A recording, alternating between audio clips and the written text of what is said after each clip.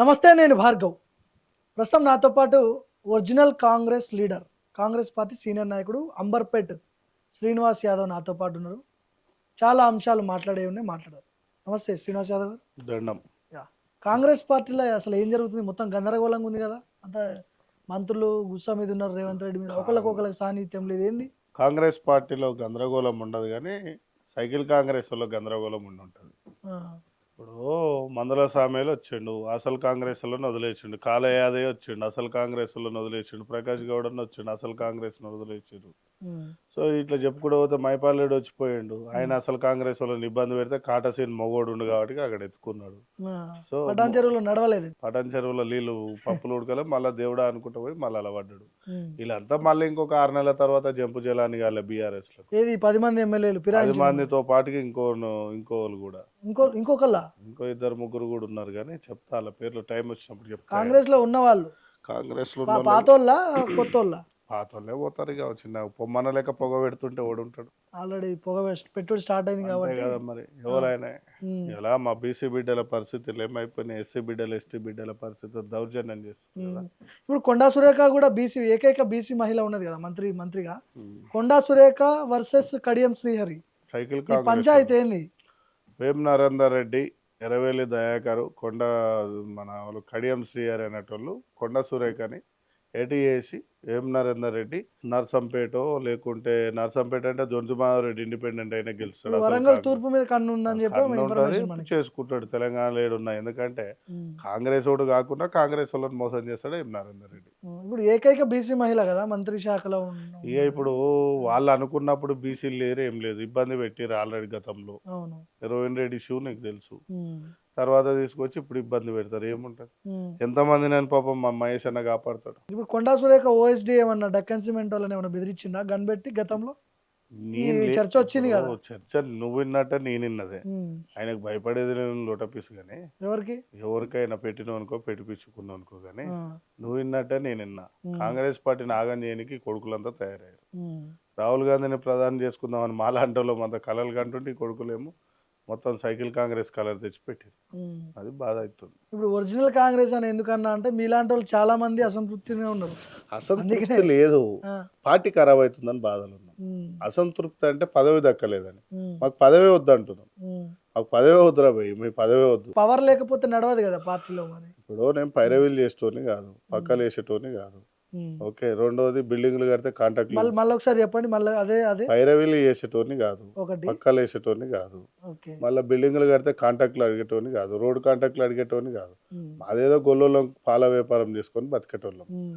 కాంగ్రెస్ పార్టీకి చిన్నప్పటి నుంచి ఖర్చు పెట్టుకుంటూనే వస్తున్నా. అది అమర్పేట ప్రజలకు తెలంగాణలో ఇప్పుడు ఈ రెండు జరుగుతున్నాయా? మీరు అన్న రెండు ఏందది. ఏదేదో అన్నారు కదా ఇప్పుడు. నేనేమంటున్నా అంటే ఆ. నాటి ప్రభుత్వం నుంచి ఇప్పటి వరకు ఉమ్, ఇప్పుడు ఎందుకు చాలా మంది చెప్పుకుంటారు కదా, ఉమ్, ఏం కావాలన్నా అది ఇస్తేనే పదవులు వస్తున్నాయని అంటారు. ఉమ్, అది వస్తున్నాయా లేదా మాకు తెలియదు కానీ నేనైతే కాలు మొక్కేటోని కాదు. ఉమ్, వాడు వేసుకుంటుండా తీసుకుంటుండ, మరి స్టేట్ ఇన్ఛార్జ్ ఎందుకు సస్పెండ్ అయ్యింది ఉమ్, అన్నీ చెప్తా. తర్వాత అన్నీ ఉన్నాయి, చాలా ఉన్నాయి లోపల. ఉమ్, అన్నీ చెప్తా, అన్ని లైవ్తో సహా. ఎమ్మెల్యే కొట్టారు ఆ రోజు సీసీ పొడి నవీన్ జావేద్ ఉమ్, నవీన్ జావేద్ అనుకుంటా, ఉమ్, ఎందుకు సస్పెండ్ అయ్యిండు, ఆ నుంచి ఇంకోటి ఎందుకు అయింది, ఇంకోటి ఎందుకు అయింది, ఇవన్నీ ఎందుకు అవుతున్నాయి, ఉమ్, ఒక రాష్ట్ర ఇన్ఛార్జ్ మీద పేపర్లు లీక్ ఎందుకు అవుతున్నాయి, ఉమ్, అవి దిగింది కదా. ఉమ్. ఇవాళ సిడబ్ల్యూసి కమిటీ సీక్రెట్గా దింపింది కదా తెలంగాణ మీద. ఓకే. ఎవరు ఏం చేస్తారు తెలంగాణలో, ఎవరు పాత కాంగ్రెస్ వాళ్ళు కొత్తలు జరుగుతున్నాయి కదా. ఉమ్, ఢిల్లీలో ధర్నాలు జరుగుతున్నాయి కదా. ఉమ్. ఇప్పుడు ఈ గాంధీ భవన్లో ఎన్ని ధర్నాలు రోజుకోటి అవును, జరుగుతుంది. జరుగుతున్నాయి కదా. మొన్న మందుల సామ్యాలు, చామల కిరణ్ కుమార్ రెడ్డి 2 బ్యాచ్లు కలిసి. చామల కిరణ్ అంటే కాంగ్రెస్ వాడు, ఉమ్, మందల షామేన్ కాంగ్రెస్ కు సరే వచ్చిండు గెలిచిండు అయిపోయింది కానీ అయిపోయింది. దళిత బిడ్డ మీద మనం ఎందుకు కామెంట్ కానీ ఉమ్. ఇప్పుడు అయితేనే ఉంటుంది. సూర్యాపేటలో తండ్రి సీన్ లేడా, చేసుకోవచ్చు కదా. ఇప్పుడు పిసిసి అధ్యక్షుని పోయి కలిసింది కొండా సురేఖ. ఉమ్. ఏమన్నా యాక్షన్ కనపడుతుందా? ఇక మహేష్ అన్న పోరాడేది పోరాడతాడు, బీసీ బిడ్డ. రేవంత్ రెడ్డిని కాదని పోరాడుతారా అంటున్నారు. సవాల్ లేదు, ఓవర్ పోరాడలేదు. లేదు, ఆప్షన్ లేదు. ఆయన డిసిషన్ తీసుకుంటే సీఎం ని సస్పెండ్ చేసే దమ్మున్నాడు. మహేష్ కుమార్ గౌడ్ తలుచుకుంటే. పార్టీ ప్రెసిడెంట్, అదే పార్టీ ప్రెసిడెంట్ కదా, మరి మహేష్ సీఎం అయినా వినాల్సిందే దానికి. సీఎం కాదు ఎవరైనా సరే, నేషనల్ ప్రెసిడెంట్ ప్రధానిని కూడా సస్పెండ్ చేసే రైట్ ఉంటుంది. ఉమ్, ఓకే, ఉమ్, ఆ రైట్ పార్టీ ప్రెసిడెంట్. ఉమ్, మహేష్ అన్నది ఏముంటుంది పాపం, ఆయన ఉమ్. ఏం నడవదు, ఏం అంటే ఓన్లీ ఒక బీసీ కాబట్టేనా? ఇప్పుడు ఆ ప్లేస్ లో రెడ్డి ఉంటే ఎట్లుంటది? రెడ్డి ఉంటే కాళ్ళ కాడుకు మొక్కించుకుంటాడు. ఉమ్, కాళ్ళకాంచి పైదాకా మొక్కించుకుంటాడు MLA ticket. Okay. DCC president వినాడు మా మహేష్ అన్నమాట. డీసీసీ ప్రెసిడెంట్ మహేష్ కుమార్ గౌడ్ మాట్లాడిండు. వినాడు ఓకే. వినాడు అంటే ఆయనకి ఇచ్చిన వాల్యూ కూడా ఈయనకి ఇవ్వట్లేదు పార్టీలో, అంతే కదా మరి మీరన్న- డైరెక్ట్. ఇప్పుడు నేను వికారాబాద్ ఒక కేసు అయింది మా కాంగ్రెస్ కార్యకర్త మీద, స్టేట్ ఎగ్జిక్యూటివ్ మెంబర్ మీద, ఉమ్, మన్నెగూడ అని ఉంటుంది. ఉమ్, ఎస్పీ బాగా స్పందించిండు. ఉమ్.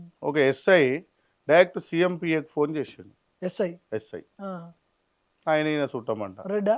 రెడ్డి ఓకే. ఫోన్ చేసిండు. ఉమ్, నమస్తే సిన్భయ్ అని వాళ్ళు అన్నారు. ఉమ్. ఎవరికో కదా హైదర్ రెడ్డి అన్నకే చేసిండు. అప్పుడు ఉండే ఆయన.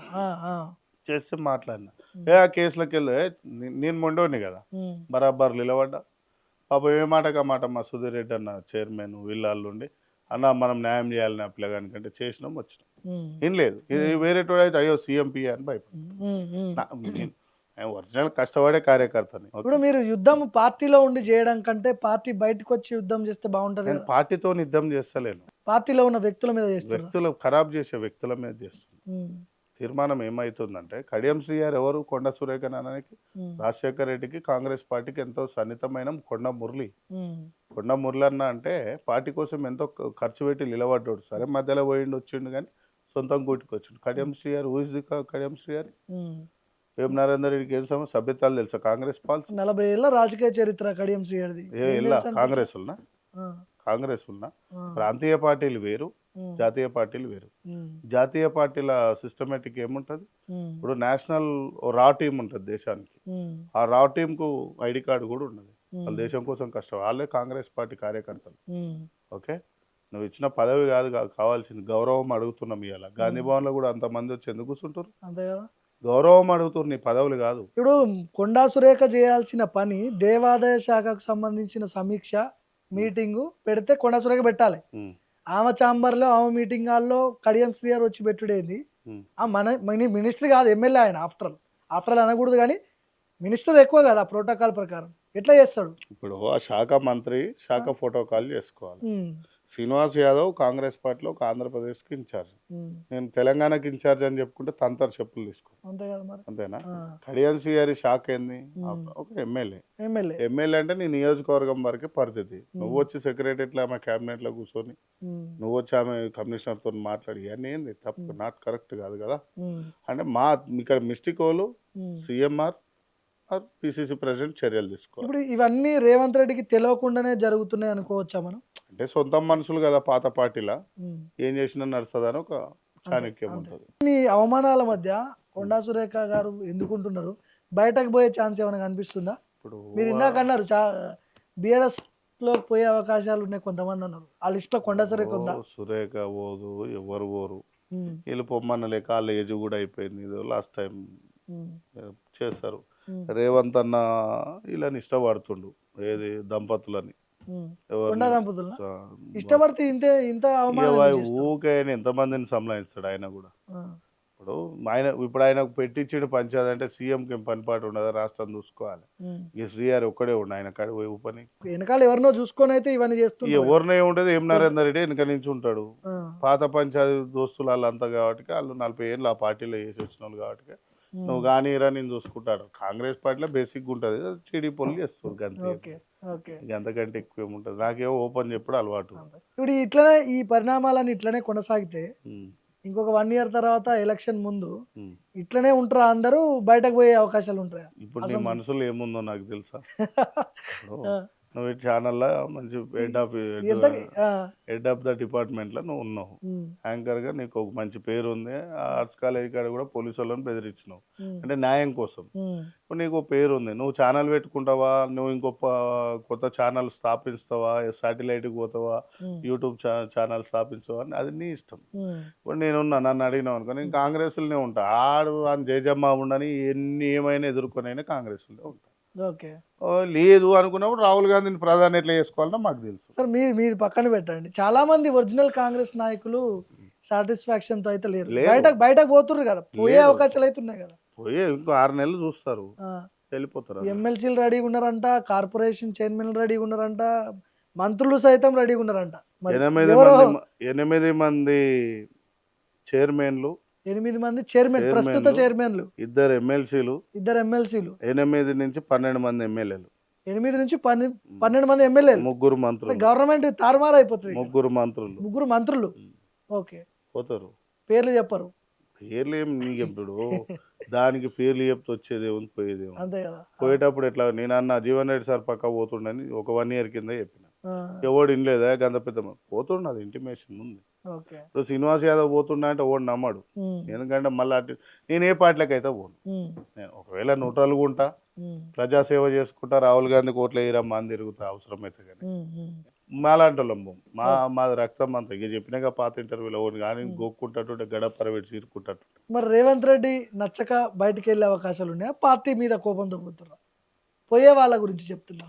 ఒకరు పదవి అవమానంతో పోతారు, నా ముందడు వచ్చినోడు గీడెంత అని.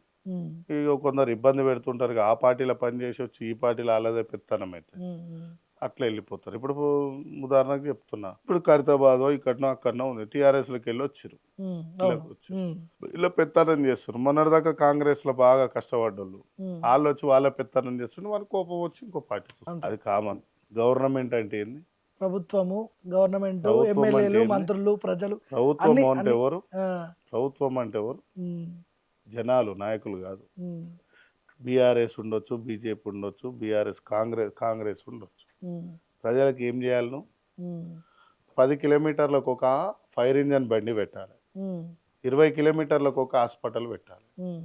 ఏది? గవర్నమెంట్ ప్రజల్ని కాపాడనికే కదా, ప్రజలే ఓట్లు వేసారు. పైసలే లేవంటారు ఇవన్నీ చేయడం. ఈ మన ఇప్పుడు నేను ఏమంటున్నా, ఇంకొకటి లేట్ నైట్ హోమ్స్ అని ఉంటాయి.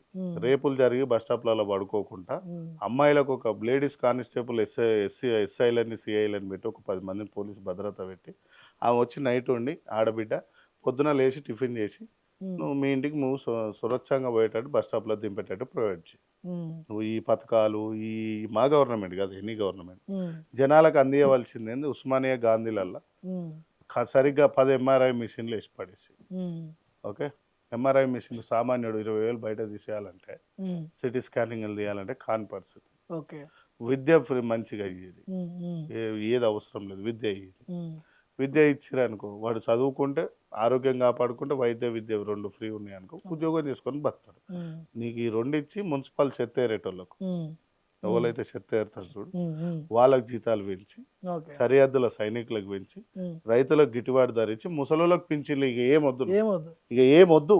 ఇప్పుడు ఈ హైడ్రా వల్ల ఏమన్నా జిహెచ్ఎంసీ ఎన్నికల్లో కాంగ్రెస్ కి దెబ్బ ఏమన్నా పడుతుందా హైడ్రా వల్ల? ఇప్పుడు నేను కాంగ్రెస్గా చెప్పమంటావా నార్మల్ మనిషిగా చెప్పమంటావా? ఒక సాధారణ ఇండియన్ సామాన్యుడిగా చెప్పండి. ఇండియన్ పౌర్ ఉన్నా కానీ ఓట్లు పడాయి, ఓట్లు పడాయి. హైడ్రా ఎఫెక్ట్ ఉంటది, చాలా ఉంది. ఇప్పుడు నాదంతా నాల పక్కకే కదా. ఓ సీనే ఎవరు నన్ను నిలబెడితే నువ్వు కాంగ్రెస్ నిలబెట్టావు, ఇండిపెండెంట్ నిలబెట్టు, గెలిపిస్తామంటారు. ఇప్పుడు అన్న అంటే ఓ గొల్లల పిల్లగా అంటారు అందరు గల్లీలలో. నాకు ఒక 4 kilometers దూరం ఆడికి నాలనే ఉంటది మొత్తం. ఏం చేయాలి ఇప్పుడు? ఇప్పుడు జిహెచ్ఎంసీ పరిధిలో అయితే బీజేపీ వర్సెస్ బీఆర్ఎస్ ఉంటుంది కదా, మరి అట్లా అంటే మీరు అంటే లాస్ట్ మూమెంట్లో ఏమన్నా పని చేస్తా చెప్పలేము. ఇంకేం చేస్తారు? హైడ్రా మొత్తం విధ్వంసం చేస్తుంది. డబుల్ బెడ్రూమ్లు ఉన్నాయి, అన్ని రిలీజ్ చేయనీకి ఉన్నాయి, పాతవి ఉన్నాయి, కొత్తవి కట్టించినవి ఉన్నాయి. పని చేసి ఏమన్నా అవన్నీ చూపిస్తే చెప్పలేము. అవన్నీ ఉంటే మనకు చేంజ్ అవుతాయి. ఇప్పుడు నాలాంటి కటర్ కాంగ్రెస్ ఉండి 100% పార్టీకి పనిచేయాలి. నా ముఖం చూసి 4-5 వేలు ఓట్లు పడతాయి డివిజన్లో. ఓ 3 డివిజన్ల కార్పొరేటర్ గెలిచేద్దాం నా దగ్గర. రోహిన్ రెడ్డి ఏంది మొత్తం ముఖ్యమంత్రి ఎడిపోతాడు విదేశాలలో మొత్తం రోహిన్ రెడ్డి కనిపిస్తాడు. నేను పార్టీ మనిషిని అన్న, సీఎం మనిషిని కాదు, రోహిన్ రెడ్డి మనిషిని కాదు, చేయి గుర్తు. రేవంత్ రెడ్డి ఆత్మలాగా ఉంటాడు కదా, ఆత్మనో దురాత్మనో నాకు సంబంధం లేదు. నేను కాంగ్రెస్ పార్టీ వాదిని. నేను కాంగ్రెస్ పార్టీ గురించి చెప్తా, నేను వ్యక్తుల గురించి మాట్లాడను. ఇప్పుడు మా పార్టీ సీఎం ఆయన ఎంత అన్నా కాదన్నా ఆయన నేను గౌరవించుకుంటా. రోహిన్ రెడ్డి ఎవరో నాకు తెలియదు వాస్తవం. అదేంది తెలియదు అంటారు? స్టేట్లలో 2 స్టేట్లలో ఆయన పేరు మారుమోగుతుంటే తెలియదు, నాకు తెలియదు. ఆయన మోగేది, ఆయన డప్పు కొట్టి మా అంబర్పేట వస్తుంటారు పోతుంటారు. అట్లాంటి జైరాబాద్ ఆయన వచ్చిండు, తర్వాత ఇంకో ఆయన వచ్చిండు, అలయన్స్లో పోయింది. బొచ్చడి మంది వచ్చిపోయారు మా అంబర్పేటకు. కృష్ణ యాదవ్ వచ్చిండు, కిషన్ రెడ్డి వచ్చిండు, ఆయన పేరేంది నరేందర్ బైసాప్ వచ్చిండు, ఇంకో ఆయన వచ్చిండు, ఇంకో బొచ్చడి మంది వచ్చారు. తిరుగులేని లీడర్లు అంతా వచ్చి తిరుగు చూడకుండా పోయిన వాళ్ళు ఉన్నారు మా కాడ. నేనేమన్నా ఈసారి ఉన్నాడు, నెక్స్ట్ ఖైరతాబాద్ పోటీ చేసుకుంటాడు, ఏడ చేసుకుంటాడో మాకు తెలియదు. బై ఎలక్షన్ వస్తున్నా మీరు అనేది? బై ఎలక్షన్ రాని డైరెక్ట్ ఎలక్షన్ అయిపోయింది. అదేముంటుంది, స్పీకర్ కాడ పోయి మేమంతా టీఆర్ఎస్ వాళ్ళమంటారు, ఇటుకు వచ్చాము మీకు చెప్తాం. ముఖ్యంగా ఏంటంటే పార్టీ జెండా పట్టుకోవడానికి డైరెక్టర్లు, మెంబర్లు, ఎమ్మెల్సీలు, ఎమ్మెల్యేలు పార్టీ జెండా పార్టీ ఓడిపోవాలని తిరిగినోనికి అన్ని పదవులు ఇస్తారు. చివరిగా ఒక ప్రశ్న, ఉమ్. 10 ఏళ్ళు ఈ కుర్చీ నాదే అంటుండు మీ ముఖ్యమంత్రి రేవంత్ రెడ్డి. కుర్చీ ఉందే, సోఫా చేయించుకుంటే ఇంట్లో ఎన్ని ఏళ్ళు, 50 ఏళ్ళు అయినా కూర్చోవచ్చు. ఆ, కుర్చీది ఏముంటుంది? అంటే 10 ఏళ్ళు ముఖ్యమంత్రికి నేనే ఉంటా అంటుండు.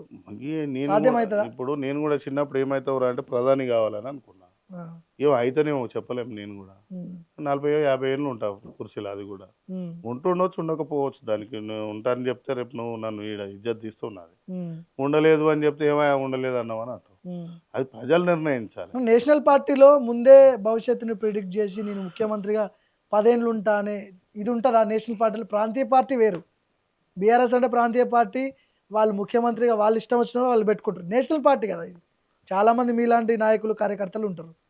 అధిష్టానం ఎవరికి మొగ్గు చూపితే 10 ఏళ్ళు వాళ్ళు కుర్చీలో ముఖ్యమంత్రి ఉంటారు అవుతారు. నాయన. 8 ఎంపీలు ఎట్లా ఓడిగొట్టిండు? ఉమ్, 10 ఏళ్ళు కుర్చీలు ఉంటా అన్నాడు మా అన్న. ఉమ్, 8 ఏళ్ళు ఎట్లా 8 ఎంపీలు ఎందుకు ఓడిపోయింది? ఉమ్. రేవంత్ రెడ్డి ఓడగొట్టిండా? ఏమంటున్నా, కార్యకర్తలు డల్ అయ్యాయి కదా. ఉమ్, 8 ఎంపీలు బీజేపీ గెలిచినాయి. ఉమ్, మా రేవంత్ అన్న పర్ఫెక్ట్ వ్యక్తి, నేను కాదన్నాను. ఉమ్, ఆయన వచ్చినాకనే పార్టీ వచ్చిందను. ఉమ్, ఇప్పుడు నేను ఏమన్నా 300కు 300 గెలిపి హైదరాబాద్లో ఉమ్. నేను రేవంత్ అన్న చెప్పులు నెత్తిలో పెట్టుకొని తిరుగుతాను. ఇప్పుడు జిహెచ్ఎంసీలో తెలిసిపోతుంది కదా. అదేనే 3టికి 3 ఒక్క సీటు మిస్ కాకుండా గెలిపియమను. ఓకే, చెప్పులు తీసుకొని నెత్తిలో పెట్టుకుంటా మా రేవంత్ అన్నది ఓపెన్గా చెప్తున్నా. ఓకే. నేను ఇంకో మాట ఏం చెప్తున్నా అంటే, మొన్న వాళ్ళు అన్నారు చిరంజీవి భార్యకు యాదాద్రిలో పాలక మండలిలో ఆమెకి చైర్మన్ గానే ఏదో చేసారు. బరాబర్ ఇస్తాం. ఎందుకు తెలంగాణకి ఆమెకి ఏం పవన్ సంబంధం? కళ్యాణ్ భార్యకి ఇస్తాము, ఉమ్, నాగబాబు భార్యకి ఇస్తాము, ఉమ్, వరుణ్ తేజ్ అనే వాళ్ళ నాగబాబు కొడుకు భార్యకి ఇస్తాము, ఉమ్, వాళ్ళ బిడ్డకు అమ్మాయి పేరేంది, ఉమ్. ఏదో పేరు ఉంటుంది కదా, నిహారికనా? నిహారికకి ఇస్తాము. ఆ. మీకేమి నొప్పి? వీళ్ళంతా ఆంధ్రోళ్ళు కదా, తెలంగాణకి ఏం సంబంధం? ఆంధ్రోళ్ళకే ఇస్తాం మేము, ఆ? బరాబర్ ఇస్తాం. సైకిల్ టీడీపీ కాబట్టి అట్లా. మేము ఇస్తాం అంతే, ఆ, బరాబర్ ఇస్తాం. ఉమ్. చంద్రబాబు నాయుడు సార్ వాళ్ళ కోడలకు కూడా ఇస్తాం, బాలకృష్ణ భార్యకు కూడా ఇస్తాం, తెలంగాణ. నాగార్జున భార్యకు కూడా ఇస్తాం. అంతే. నాగ చైతన్య భార్య ఉందా లేవో నాకు తెలియదు ఉమ్, కానీ ఉమ్, ఇక ఓకేనా. ఉమ్, వాళ్ళ భార్యలకు కూడా ఇస్తాం, ఉమ్, అల్లు అర్జున్ భార్యకు కూడా ఇస్తాం. ఉమ్. మీకేమన్నా బాధనా? అంటే వాళ్ళ కాంట్రిబ్యూషన్ ఏంది తెలంగాణ కోసం అంటున్నా నేను. అరే ఏం ఉండా లేకుండా ఇస్తాం అంతే. ప్రభుత్వం మీద అయితే ఎవరికి పడితే వాళ్ళకి పదవులు ఇస్తారా? ఇస్తాం. మీరు అడగనికి ఎవరు? మా రేవంత్ అన్నని. ఉమ్. మీ మీ అవకాశం ఏంది అసలు? ప్రజలం కదా ఓట్లేసింది ఏం మేమే కదా. ప్రజలు ఎవడేమనని ఆ, వేసినావు అడిగింది మీరే కదా ఓట్లు వేసినావు కదా, ఉమ్. అయిపోయింది కదా నీ బాధ్యత. మా బాధ్యత మేము చేయాలి కదా. అంటే ఓట్లు వేసినంత వరకు నీ బాధ్యత గంట వరకే పెట్టుకో ఇక నువ్వు ఓటర్స్ ఓటర్స్ అంతవరకు. అంతే. మా బాధ్యత మీరు చూడాలి కదా. మళ్ళీ 5 ఏళ్ల తర్వాత ఓ ముచ్చట. ఇటు నువ్వు ఆ, సల్మాన్ ఖాన్ భార్యకి ఇచ్చుకుంటాం, అమితాబ్ బచ్చన్ కోడలు ఐశ్వర్యకి ఇచ్చుకుంటాం, ఉమ్, సంజయ్ దత్ భార్యకి ఇస్తాం, అక్షయ్ కుమార్ భార్యకి ఇస్తాం, రితిక్ రోషన్ భార్యకి ఇస్తాం, ఉమ్. దిల్ రాజు ఆల్రెడీ దిల్ రాజుకి ఇచ్చినాం కదా. కార్పొరేషన్ ఫిల్మ్ ఇండస్ట్రీ కేటీఆర్ గెలవాలని తిరిగిన దిల్ రాజుకే ఇచ్చినాం, డైరెక్ట్ చైర్మనే ఇచ్చినాం, అవును అదే కదా. చైర్మనే ఇచ్చినాం. ఉమ్, రేపు ఇక సుకుమార్కి ఇస్తాం, ఉమ్. గుణశేఖర్కి ఇస్తాం, బెల్లంకొండ సురేష్కి ఇస్తాం. ఓకే. మా ఇష్టం. మీరు ఎవరు అడగనికి? మరి ఇక ప్రత్యేక తెలంగాణ రాష్ట్రం ఎట్లయితుంది? తెలంగాణ ఎందుకు ఎవరు అవుతుంది? అన్నారు ప్రత్యేక తెలంగాణ? తెలంగాణ ఉమ్మడి రాలేదా? ఆంధ్రప్రదేశ్, ఆ? ఉమ్మడి ఆంధ్రప్రదేశ్. ఉమ్మడి ఆంధ్రప్రదేశ్. మా అన్న ఎంతో కష్టపడి కలుపుతుండు రాష్ట్రాన్ని. ఉహుం. మీలాంటి వాళ్ళు చెడ్డోళ్ళు అంతా చెడగొడుతారు మా అన్నని. ఓకే, మళ్ళా ఉమ్మడి ఆంధ్రప్రదేశ్ బరాబర్ చేస్తాం, బరాబర్ చేస్తాం. ఇప్పుడు అందుకే ఎన్టీఆర్ విగ్రహాలు ఇవన్నీ పెట్టి పెడతాం, ఇంకా 10 పెడతాం. మా ఎన్టీఆర్ విగ్రహాలు పెడతాం, అవసరమైతే చంద్రబాబు నాయుడు విగ్రహాలు పెడతాం, అవసరమైతే రామారావు తాత వాళ్ళ విగ్రహాలు పెడతాం, పవన్ కళ్యాణ్ కూడా పెడతారా? పవన్ కళ్యాణ్ వాళ్ళ నాయనది కూడా పెడతాం, ఉమ్, చిరంజీవి సార్ వాళ్ళ నాయనది పెడతాం. చిరంజీవి సార్ ఎందుకు ఇవ్వద్దు నెంబర్? ఉమ్, ఎందుకు ఇవ్వదు? పార్టీని విలీనం చేసిండు మా పార్టీలో. ఉమ్. రేపు పవన్ కళ్యాణ్ కూడా విలీనం చేస్తాడు బరాబర్. ఓకే. అక్కడ ఆంధ్రాలో అయినా తెలంగాణ. ఎందుకు కలిసి పోటీ చేస్తారా జనసేన మీరు? కలిసి వస్తే TDP, Janasena, BJP, Congress, BRS అన్ని కలిసి చేస్తాం. మొత్తం కూటమి. మొత్తం కూడా. నమస్తే అన్న, థ్యాంక్ యూ అన్న.